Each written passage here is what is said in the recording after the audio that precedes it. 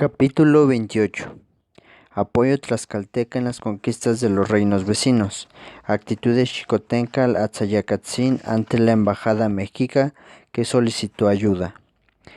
Los señores de las provincias de Tepeyacac, actualmente Tepeaca, Puebla, que se habían ofrecido como vasallos del rey de España después de la matanza de Cholula, al ver el descalabro sufrido por los españoles en Tenochtitlán, vuelven a dar obediencia al emperador mexica, y para merecer su gracia dieron muerte a unos españoles que iban en camino a Veracruz, a México. Cortés, que además de ser buen político, era un gran estratega, se dio cuenta de la conveniencia de dominar esta región para mantener libre el paso tanto de hombres como de provisiones en el trayecto de Veracruz a México, Tenochtitlán. Fue así que, con el pretexto de darles un castigo, levantó en Tlaxcala en los primeros días de agosto de 1520 un ejército para ir a sujetar esas tierras. Organizó, apoyado por los capitanes de Tlaxcala, un ejército con 420 españoles, 6,000 flecheros y 50,000 soldados tlaxcaltecas, al mando del capitán Tianquistatoatzin. Antes de entrar en acción de guerra, y según era su costumbre, recombinó y exhortó a los de Tepeaca a dejar de ser partidarios de los mexicanos. Pero ellos no le hicieron caso y rechazaron sus propuestas, por lo cual decidió el avance del ejército. En Zompancingo se le agregó más gente, tanto de Cholula como de Hueyotzingo, sumando entonces ese ejército aliado alrededor de 150,000 efectivos. Cuitláhuac, a pesar de la epidemia de viruela que se había desatado en la Ciudad de México y se diezmaba gradualmente a la población, mandó un cuerpo de ejército para observar los movimientos de Cortés. El ejército mexica se situó sobre el camino muy cerca de Zacatepec, parapentándose en unos maizales, y allí se trabó el combate con muchas pérdidas para ambos ejércitos, resultando al final vencedores las armas españolas. Después de este enfrentamiento, se dirigió el ejército español a Acatzingo, Puebla, donde se abrió otra sangrienta batalla, resultando también vencedores los hispanos. Los de Tepeaca sufrieron ya poca resistencia. Los vencedores entraron a la ciudad, la saquearon y los tlaxcaltecas se hicieron, además de buen botín, de muchos prisioneros. Cortés, sabiendo que Tepeaca era un lugar estratégico dentro de los caminos de la costa y de los que iban a México, y además de la ventaja de estar muy cerca de Tlaxcala, fundó allí una villa a la que llamó Segura de la Frontera, donde estableció un cabildo y construyó una fortificación. Más tarde escribió a Carlos V una de sus famosas cartas de relación. En este mes de octubre de 1520 es importante mencionar que es aquí donde por primera vez se mandó a herrar a los esclavos con una G de guerra, y donde por primera vez Cortés piensa ya, dominando un vasto territorio, en realizar la conquista de México. En Tepeaca recibió refuerzos, entre ellos los hombres que venían en la armada de Pedro de Garay. Se tomaron por la fuerza las poblaciones de Tecamachalco, Cuatlichán y Tepetzic, por un ejército de españoles y tlaxcaltecas que iban al mando del capitán Cristóbal de Olid. Recibió luego una petición de ayuda de los habitantes de Coaquecholac, que le solicitaron un contingente de guerra para expulsar a los mexicas que los tenían dominados, cosa que no se logró sino después de un sangriento combate. En Coaquecholac permanecieron por espacio de 3 días. Luego se dirigieron a Itzocán, actualmente Izúcar de Matamoros, Puebla, donde entraron saqueando y haciendo prisioneros, poniendo fuego a templos y casas. Después de ver todas estas victorias obtenidas por los españoles y sus aliados, muchos pueblos de la región decidieron hacer su reconocimiento y adhesión a la corona de Castilla, quedando con esto Cortés dueño de un amplio territorio que comunicaba el centro del país con la costa del Golfo. Antes de regresar a Tlaxcala, quiso sujetar a dos poblaciones que quedaban en el camino a Veracruz, Xocotlán y Xalatzingo. Una vez logrado este objetivo, a mediados de diciembre de 1520, dejó en Tepeaca una guarnición con 60 soldados españoles y salió para Tlaxcala con el propósito de organizar ya en toda forma el ataque de México Tenochtitlán. Mientras Cortés se encontraba en Tepeaca, el Senado de la República de Tlaxcala recibió una embajada de México enviada por el rey Cuitláhuac, con regalos en ropa y algodón, objetos plumarios y sal, pidiendo a los tlaxcaltecas su alianza para combatir a aquellos extranjeros crueles y soberbios, cuya sed insaciable de oro los hacía violar los más sacrosantos fueros de la amistad. Por otra parte, si los tlaxcaltecas se deshacían de los españoles, la corte de México estaba dispuesta a establecer una alianza perpetua y un comercio libre con su república que los libraría de la pobreza en la que siempre habían vivido. Después de escuchar a los embajadores mexicas, los miembros del Senado de Tlaxcala deliberaron qué conducta seguirían ante la oferta de Cuitláhuac. El primero que tomó la palabra fue Xicoténcatl, el joven, o Atzayacatzin, el cual trató de persuadirlo sobre la conveniencia de establecer la alianza que proponían los mexicas, manifestando que era mejor que se conservaran las costumbres antiguas de su nación para tomar otras nuevas y diferentes, como eran las traídas por los españoles. Además, les dijo que era muy buena oportunidad, ya que estos estaban muy debilitados y abatidos. Matziscatzin, el cacique amigo de Cortés, que sentía profunda simpatía y afecto por los españoles, a quienes habían brindado una sincera amistad, consideró que era una perfidia y una alevosía hacer lo que pretendía Xicoténcatl, es decir, sacrificar a la venganza de los mexicas unos pocos hombres maltratados por la fortuna, que habían buscado asilo y refugio en Tlaxcala confiados en las promesas de amistad y fidelidad que se les había hecho, no solo de parte del Senado, sino de toda la nación. Señaló Matziscatzin que sí era dable desconfiar de los españoles, pero aún podían fiarse de los mexicanos, de cuya perfidia tenían ellos ya muchas experiencias. Consideraba, por lo tanto, que era un delito feo y ruin actuar en contra de los huéspedes inocentes que siempre se habían portado bien con su república. Como el joven Xicoténcatl insistiera en su postura en contra de los españoles, Matziscatzin se exasperó y en un arrebato de cólera le dio un empujón que lo obligó a bajar algunas gradas, llamándolo al mismo tiempo revoltoso y traidor. De la sesión que tuvo el Senado de Tlaxcala salió la determinación de que la República estaba pronta a establecer una firme y sincera amistad con la Corte de México, cuando no se pretendiese a costa de la nación tan digna de un delito tan enorme como el de sacrificar a sus huéspedes y amigos. Cuando se buscó a los embajadores mexicanos para darles esta respuesta, ellos ya habían salido de Tlaxcala.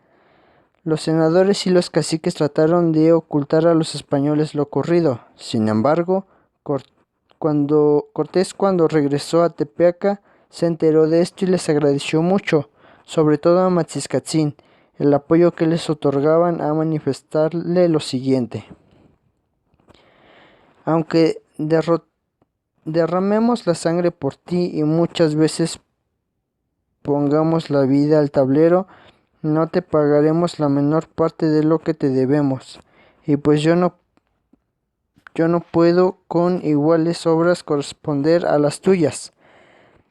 Quedo contento con hacer lo que debo, y es que en mí que con las palabras más claras y eficaces que puedo te muestro el amor grande que acerca de ti está en mi corazón, prometiéndote, como espero en mi Dios, quedándome próspero sucesos en la vuelta de México.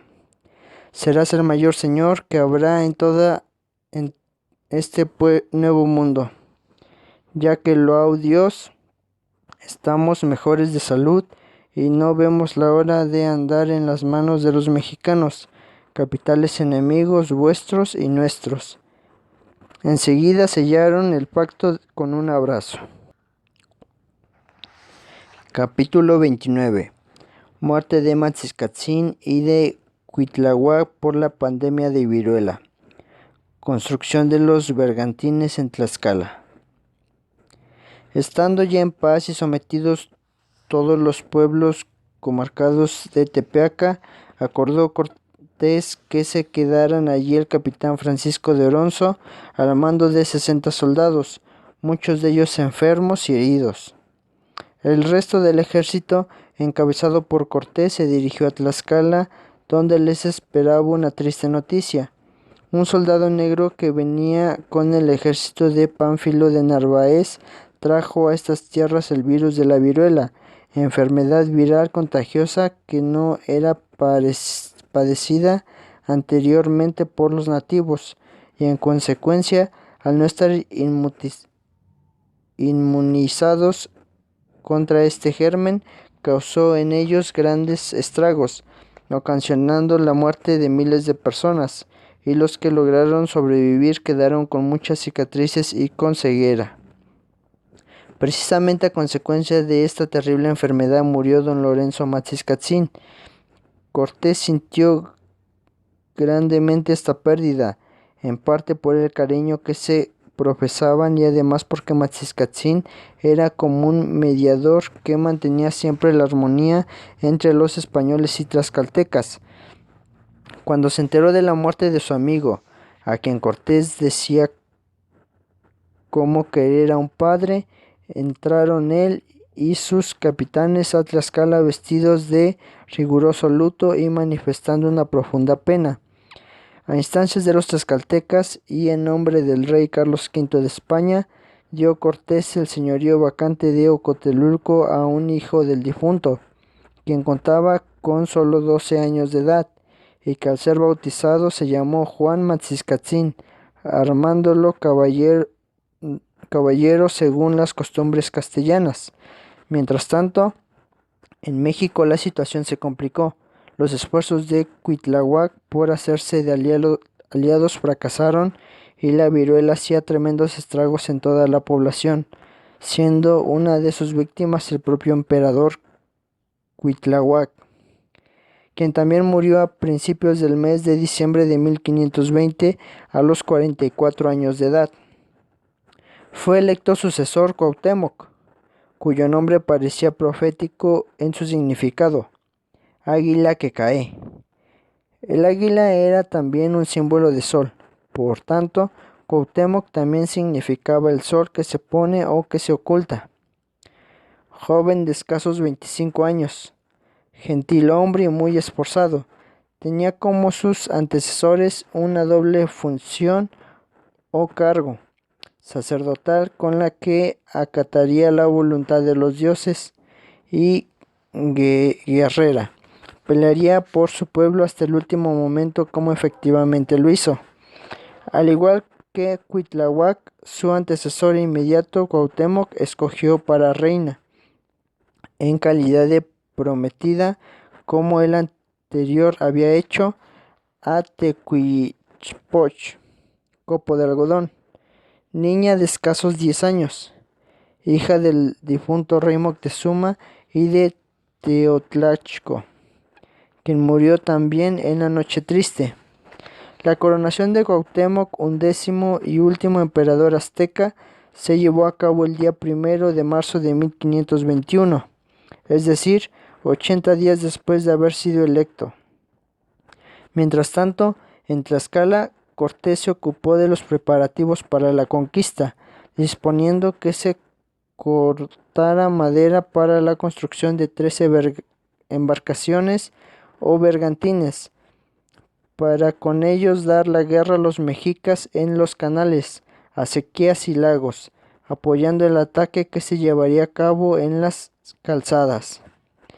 Para la construcción de los bergantines mandó a Santa Cruz con 1000 indios a la Villa Rica de la Veracruz para traer los minerales que habían dejado, tales como clavos, velas, jarcía, estopa, cuerdas.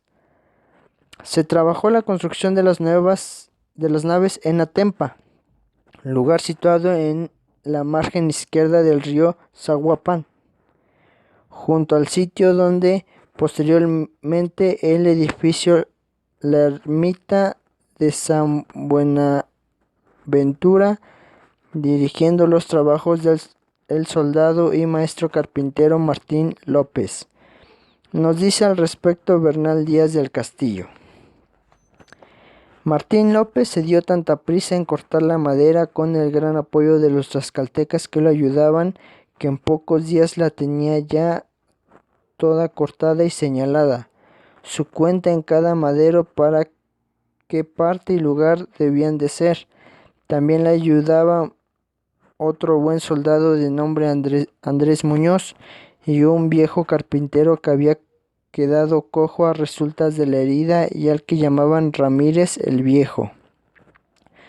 Trabajaron al lado de los carpinteros 3 herreros encabezados por Hernando de Aguilar. Muchos de los materiales que se emplearon los obtuvo Cortés de los navíos que el año anterior, al decidir quedarse en estas tierras, había mandado inutilizar, la famosa hazaña de quemar las naves. La brea que se requería se obtuvo del bosque de la gran montaña Matlacueye. Una vez que los bergantines estuvieron terminados, fueron probados mediante una presa en el río Zaguapan, después de lo cual se desarmaron y quedaron listos para ser transportados a Texcoco, donde nuevamente se armaron y se echaron al lago, pero ya con una dotación de artillería y municiones. Capítulo 30. Preparativos para la conquista. Marcha de Tlaxcala a Texcoco. El miércoles 16 de diciembre de 1520, Cortés empezó a hacer sus preparativos para la marcha hacia México. En la plaza de Teocalli, mayor de Tlaxcala, se plantó en su caballo con un traje de terciopelo sobre la armadura, a pasar revista y arengar a sus tropas, que desfilaron haciendo un verdadero despliegue de fuerzas. Pasaron ante él primero los ballesteros, que en silencio armaron las ballestas y las dispararon a lo alto, haciendo después el saludo militar. Siguieron después los rodeleros, que hicieron su demostración con las espadas y una reverencia al capitán general. Después los piqueros colocaron a un tiempo sus picas, cerrando con ellas unidas y apretadas. A continuación pasaron los escopeteros, haciendo una salva con sus arcabuces, luego los 9 corredores de campo y para cerrar la columna de 2 en 2, los 40 hombres de a caballo, corriendo y escamuceando. Ese día Cortés se dirigió a los españoles, que apenas pasaban de 660 hombres, en los siguientes términos: vamos a la conquista de México, empresa la más gloriosa que se nos puede ofrecer en toda nuestra vida. Vamos a castigar el orgullo, la perfidia y la crueldad de nuestros enemigos, a acrecentar los dominios de nuestro soberano y abrir paso al evangelio y las puertas del cielo a millones de almas, y a ganar una gloria inmortal a nuestro nombre. Yo no veo dificultad en la empresa que no pueda vencer nuestro valor. Es fuerte la ciudad de Tenochtitlán, pero no tanto que sea capaz de resistir un ataque por agua y por tierra como el que vamos a darle. Dios es nuestro jefe en esta expedición, digámosle y no le desobliguemos con nuestra desconfianza y cobardía. Los tlaxcaltecas hicieron la misma demostración ante Cortés y Xicoténcatl al día siguiente, es decir, el 17 de diciembre. Ellos habían recibido ya una instrucción militar de acuerdo con la española, que estuvo a cargo de los capitanes Alonso de Ojeda y Juan Márquez. Abrieron el desfile de Tlaxcala, ejecutando instrumentos de guerra como bocinas y caracoles. Seguían los 4 señores de la República, con los estándares de los señoríos confeccionados en pluma y piedras preciosas. Ellos iban también ricamente ataviados, con diademas,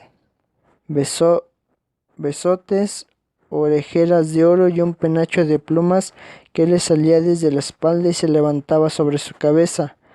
Atrás de ellos venían los escuderos y pajes armados con arco y flecha.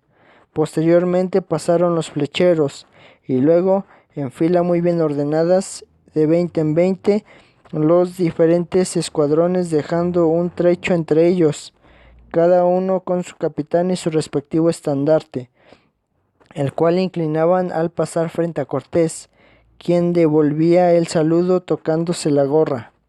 Siguieron 40,000 guerreros de escudo y macana y finalmente 10,000 piqueras. El ejército aliado sumaba alrededor de 110,000 hombres, en su mayoría tlaxcaltecas, pero había también gente de Cholula, Hueyotzingo, Tepeaca, Texcoco y las provincias de Totonacapan. A semejanza de lo que hizo Cortés el día anterior, el capitán Xicoténcatl también tomó la palabra para arengar a sus tropas, diciéndoles que ya sabían cómo debían marchar al día siguiente en compañía de los esforzados españoles contra los mexicanos, sus mortales enemigos, y aunque el solo nombre de los tlaxcaltecas era bastante para causar terror a todas las naciones, procurasen ganar en esta guerra nueva fama con sus hazañas. Cortés, en su calidad de capitán general y justicia mayor de la Nueva España, nombramiento que recibió del Ayuntamiento de Veracruz, dictó unas ordenanzas para su ejército, siendo esta la primera vez que él establecía unas reglas para los fines de su empresa, pues anteriormente solo se iban a la aventura, sin un plan predeterminado. Lo más importante de dichas ordenanzas, además de las indicaciones dadas a sus soldados, es que aquí habla por primera vez y expresamente de conquista. Anteriormente había buscado pactos, alianzas, amistades, pero ahora que se siente seguro de su propia fuerza, con una buena porción del territorio ganado y una influencia de Tlaxcala, podía ya cambiar sus procedimientos y proclamar la conquista. Cortés conocía ya bien 2 caminos para llegar a México, el que siguió la primera vez, que fue entre el Popocatépetl y el Iztaccíhuatl, y el segundo, que fue por donde regresaron después del suceso de la Noche Triste, por los llanos de Apán. El primero tenía la desventaja de que salía lejos de México, sobre el lago Dulce, y el segundo estaba lleno de enemigos. Por el motivo decidió mejor atravesar las montañas y caer directamente a Texcoco, lo cual le proporcionó muchas ventajas, tales como llegar a un territorio que era continuación de la República de Tlaxcala, de la que solo estaba preparado por Montés, y quedar a orillas del lago Salado frente a México, lo que le permitiría maniobrar los bergantines. Finalmente, en Texcoco contaba con un partido que le era favorable y que siempre los ayudaría, el encabezado por Ixtlilxóchitl. Como ventaja adicional, al ocultar su ejército, Texcoco se rompía la triple alianza de Anahuac, lo cual vendría a debilitar el poderío de los mexicas. El 28 de diciembre de 1520, después de haber oído misa, emprendieron la marcha hacia Texmelucan, perteneciente entonces al reino de Hueyotzingo. El 30 de diciembre vieron, desde la parte más alta de aquellas hermosas montañas, el Valle de México, y hacia él empezaron a descender. El camino estaba obstaculizado por troncos y varas, por lo que fue necesario emplear a 1000 tlaxcaltecas para que lo limpiaran y despejaran, y de este modo pasar el resto del ejército con las armas y los caballos. Por la noche llegaron a Coatepec, lugar donde unas 3 leguas de Texcoco, donde pernoctaron la noche del día último del año de 1520. En Texcoco fueron recibidos por la nobleza y hospedados en uno de los palacios del difunto rey Netzahualpili, donde se acomodaron bien 600 españoles y todos los capitanes tlaxcaltecas. Allí notaron que mucha gente abandonaba la ciudad, principalmente mujeres y niños, y por la noche el rey de Texcoco, Cuanacotzin, se trasladó a México en una canoa, por el temor de que le sucediera lo mismo que a su tío, el emperador Moctezuma de México.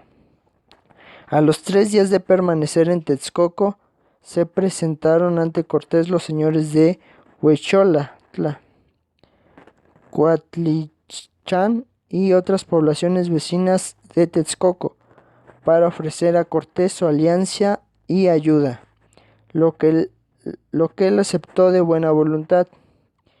Ixtlilxochitl, que encabezaba el partido texcocano, simpatizante de los españoles, era un joven de escasos 23 años que al ser bautizado se llamó Fernando Cortés Ixtlilxochitl, apadrinado por el mismo Cortés. Ayudó mucho en la conquista de México con sus tropas y colaboró luego también a la reedificación de la ciudad con sus arquitectos y albañiles texcocanos. La posesión de Texcoco, por los motivos antes mencionados y la abundancia de víveres con que contaba, fue algo muy importante, estratégicamente hablando, para la conquista de México. Capítulo 31. Acciones de Iztapalapa y Chalco. Alianza de los pueblos vecinos. Una vez controlada la situación en Texcoco, decidió Cortés tomar ventaja sobre la ciudad de Iztapalapa, a cuyos antiguo soberano Cuitláhuac consideraban los españoles como el mayor culpable de su derrota en la Noche Triste. Dejó Cortés en Texcoco al capitán Sandoval y se dirigió personalmente con Pedro de Alvarado y Cristóbal de Olid, al frente de 200 españoles y 3000 tlaxcaltecas, hacia Iztapalapa. Poco antes de llegar se les presentó un contingente de guerra integrado por los habitantes del lugar, apoyados por guerreros mexicas. Cortés cargó sobre ellos con su artillería. Los mexicanos y sus aliados, fingiendo que se retiraban combatiendo, metieron tras ellos a los españoles en la ciudad y luego abandonaron las casas que se encontraban en tierra firme para irse a refugiar en las construcciones que se encontraban en el lago. Ya entrada la noche, tanto los españoles como los tlaxcaltecas estaban muy entretenidos y contentos, pensando que habían obtenido la victoria, ocupados en saquear las casas y los tlaxcaltecas en incendiarlas, pero al poco tiempo el gusto se les volvió susto, porque se percataron de que subía rápidamente el nivel del agua de los canales, empezando a desbordarse e inundar las casas, lo cual pudieron descubrir gracias a las que habían sido incendiadas. Esto fue planeado por los de Iztapalapa, que hicieron creer a sus contrarios que salían huyendo en las canoas, dejándolos en tierra firme, mientras los mexicanos rompieron los diques y abrieron 2 acequias de agua dulce y salada, con lo que empezó rápidamente a subir el nivel del agua, y como los tlaxcaltecas no sabían nadar, quedaron algunos allí ahogados, en tanto que otros, con los españoles, lograron salir del agua, con la pólvora mojada e inutilizada. Perdieron el botín y casi sin aliento. Esa noche fue especialmente difícil para ellos, pues la pasaron en el campo, con frío, hambre y soportando las burlas, gritos y silbos por parte de los mexicas y los de Iztapalapa desde las casas del lago y sus canoas.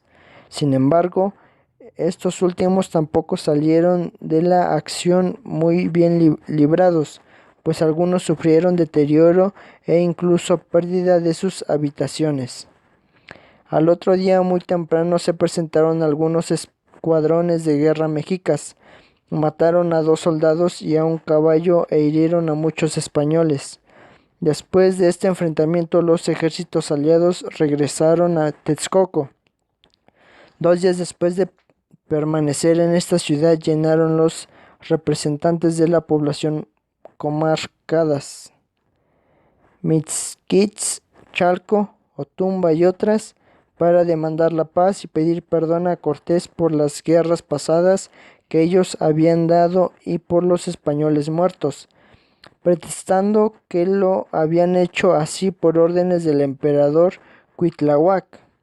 Al enterarse de esto, los mexicas reaccionaron en contra de los chalcas, los cuales inmediatamente mandaron pedir ayuda a Cortés para poder combatir a las guarniciones de guerreros aztecas. Se comisionó para ello al capitán Gonzalo de Sandoval, al mando de 200 infantes españoles, 20 caballos y un buen número de tlaxcaltecas para caer sobre Chalco y liberar a sus habitantes del yugo mexica. Sandoval puso para esta acción en vanguardia de su ejército a los tlaxcaltecas, pero entraron en acción los españoles auxiliándolos y logrando poner en fuga a los mexicas.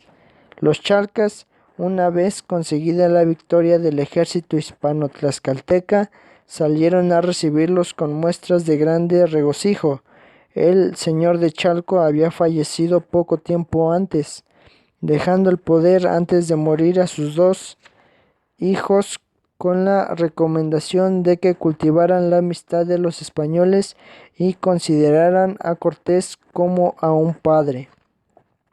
Estos 2 jóvenes, escoltados por los españoles y la nobleza chalca, llegaron a Texcoco y se presentaron ante Cortés, el cual con amor les habló, los abrazó y los acarició, repartiendo entre los 2 el reino de la siguiente manera. Al mayor le dio el dominio de la ciudad principal, es decir, Chalco y otros lugares vecinos, y al menor le adjudicó Tlalmananco, Chimalhuacán y Ayotzingo. En la toma de Chalco, Sandoval hizo prisioneros a 8 mexicas de las principales, quienes fueron enviados por Cortés a Tenochtitlán, diciendo al nuevo rey Cuauhtémoc que viniese en paz, que le perdonarían todas las muertes y daños que habían hecho y que no se le pediría nada. También le mandó decir que estaban enterados de todos los preparativos que tenían para la guerra, las albarradas, pertrechos, almacenes de varas, flechas, lanzas, macanas, piedras y hondas, que ya no tenía caso que hicieran todo eso, sino quería que muriesen todos los suyos y su ciudad quedara destruida. Los 8 principales llevaron este recado a Cuauhtémoc, quien no envió a Cortés ninguna respuesta y solo se concretó a seguir con sus preparativos para la guerra. Además, mandó decir a las provincias que estaban subordinadas a él que a cuanto español pudiera tomar prisionero lo enviaran a México para ser sacrificado. Les eximió de tributos, hizo grandes promesas y les indicó que en cuanto él los llamara acudieran a México con las armas en la mano. Por aquellos días avisaron a Cortés que ya estaban listos en Tlaxcala la madera y materiales para los bergantines. Denle like y compartan. Gracias.